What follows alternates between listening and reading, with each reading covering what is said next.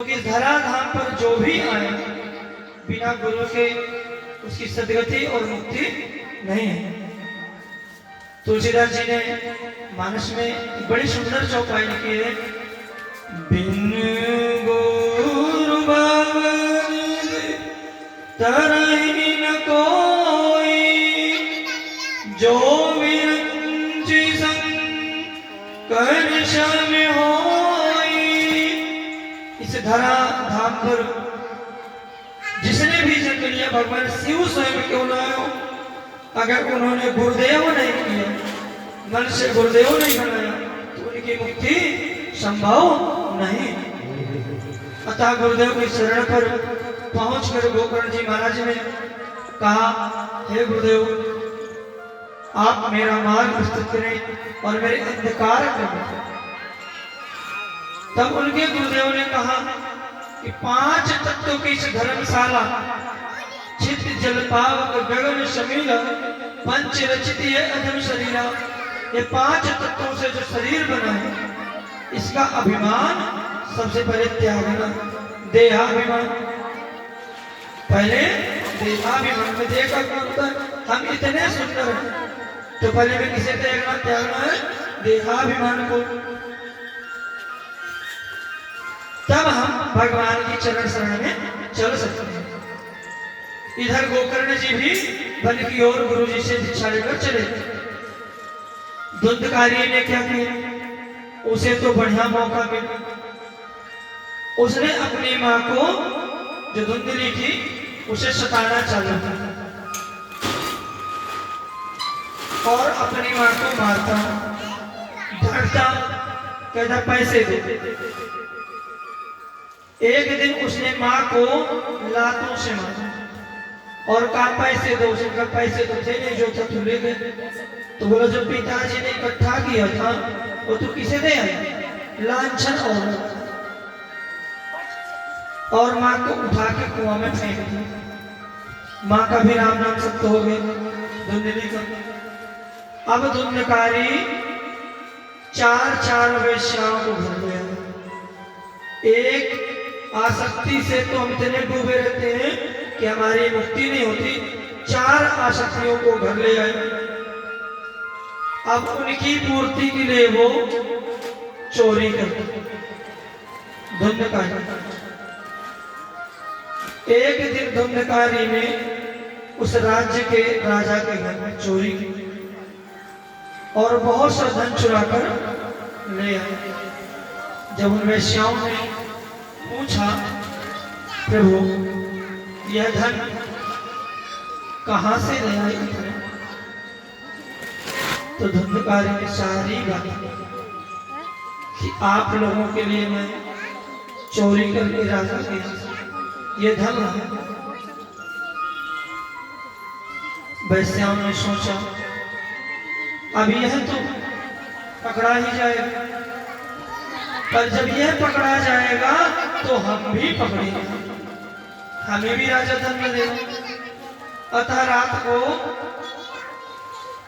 वैश्याओं ने धुंधकारी को खटिया में बांध दिया, मंजे पे। अब यहाँ खटिया बोलते हैं कि बेड बोलते हैं कि मंजा, वो सुमा वाली जो आती थी पहले लेटते थे जिसमें सोते हैं, अभी तो बेड चल रहे। उन्हें बांध दिया, दोनों हाथ दोनों पैर, और लकड़ी के बड़े बड़े अंगारे मुंह में ठूस कर धुंधकारी को मार और उसी घर में खोद के उसे गाड़ दिया और पूरा धन लेकर वो वैश्या वहां से रफू चक्कर चली गई। अब जब धुंधकारी को गाड़ दिया तो इतना बड़ा वो प्रेत बना कि उस रास्ते जो गुजरता उसे वो पकड़ लेता, डरवाता। कभी सिंह की आवाज निकालता, कभी हाथी की चिल्लाने, कभी चूहे की, नाना प्रकार की आवाजें निकालता, नाना प्रकार के कला करता। एक दिन तीर्थाटन से घूमते हुए गोकर्ण जी महाराज को पता चला कि मेरी माँ और पिताजी का देहांत हो गया। अतः वो कहाँ पहुंचे? गया पहुंचे। और गया में उन्होंने श्राद्ध किया, तर्पण किया। हम तर्पण करते हैं ना, अभी 10 दिनों बाद गणेश जी के बाद तर्पण लगेंगे, पितृपक्ष। पिंडदान किया गोकर्ण जी, पिंडदान करके गोकर्ण जी बद्रीनाथ गए, वहां भी पिंडदान, वहां से हरिद्वार है, वहां भी पिंडदान किया और सीधा अपने गांव चले आए। अभी आजकल हमारी धारणा क्या हो गई है, गया अंत पिंडे श्रद्धे, हम गया जी हो हैं तो हमारे पितृ मुक्त हो। ऐसा नहीं है मेरी माताओं, गया अंत पिंडे श्राद्धे, आप लोग गया जाते हो, इसका प्रमाण है ये हम नहीं, बड़े बड़े भारत के धुरंधर विद्वान कहते हैं कि गया अंत पिंडे श्राद्ध नहीं, वह गया अंत पिंड श्राद्ध किसके लिए है, जो जीते जी व्यक्ति गया तक जाके पिंड दान कर दे, उसका पिंड माना जाता है, वो आगे का पिंडदान ना कर, चूंकि वो जीवित। और हम जब चले गए हमारे आजा पर बाबा, उनका पिंडदान गया जी तक करके चले थे, बोले चले, उन्होंने पिंडदान करना नहीं छोड़ा, पितृ कहीं नहीं गए, उन्होंने अपना पिंड छुटा दिया कि पिंडदान नहीं करना, कन्याओं को नहीं जीवाना, ब्राह्मणों को नहीं जीवाना, कौवे को नहीं खिलाना, इसलिए अब कौवे भी बहुत कम दिखाई।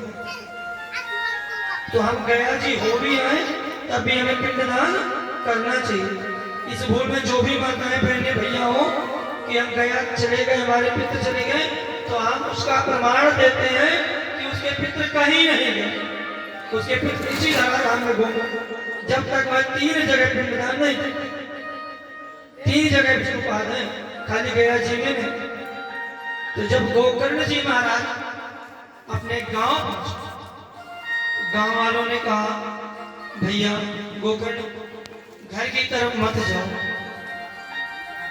वहां भूत लगते हैं, धुंधकारी तुम्हारा भाई प्रेत बन गया है और वह बहुत बड़ा था, अतः अब उधर मत जाओ, क्या पता क्या करते, आप अच्छे महापुरुष से संत थे शुरू से, तो हम आपको जाने नहीं दें। गोकर्ण जी ने कहा कि घर मेरा, शरीर मेरा, और मैं मेरे ही घर में जाऊं, अरे वो भाई मेरा जो करना होगा करेगा, मैं तो घर जाऊं। और गोकर्ण जी अपने घर चले गए। जैसे ही गोकर्ण जी घर पहुंचे, घर में उन्होंने विश्राम के लिए चद्दर डाली, अब मंजा तो था नहीं, एक ऐसा चद्दर को डाला और लेटे, तो कभी सिंह की आवाज, थोड़ी देर में हाथी, फिर मृगा की। गोकर्ण जी ने जल लिया, गायत्री मंत्र पढ़ा, उसको फेंका, बोला भाई कौन है, तो भूत बोल तो सकता नहीं, क्योंकि भूत का मुख होता है सुई की नोक के बराबर, हम डरते हैं उससे, तो जितना व्यक्ति हमारा कुछ नहीं कर सकते तो भूत क्या करेगा, पर हाँ परेशान कर सकते, वो परेशान अपने छंद दिखाता है। तो गोकर्ण जी ने जल का छींटा दिया अपने घर में, बोला कौन, तो आवाज आई, अहम भ्रातातिदेयोस्मि धुंधकारी दिनामतो शोकीन दोषेण ब्रह्मस्तुम आशितुम मया। भाई मैं तुम्हारा